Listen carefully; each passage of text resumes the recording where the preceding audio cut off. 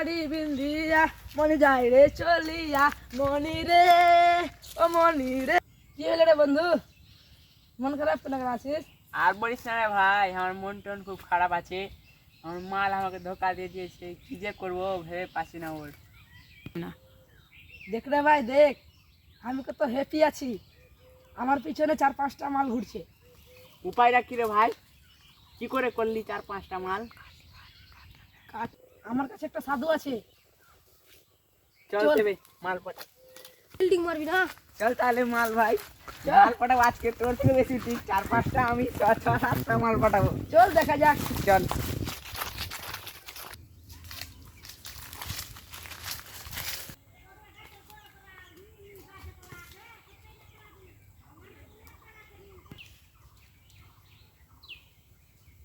এই মূর্খ বালক, তুই আমার ধ্যান কেন ভঙ্গ করলি? বাবা বাবা বাবা একটা সমস্যা নিয়ে এসছি। কি সমস্যা বালক?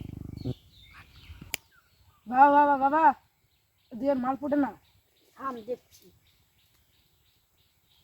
বুঝতে পেরেছি।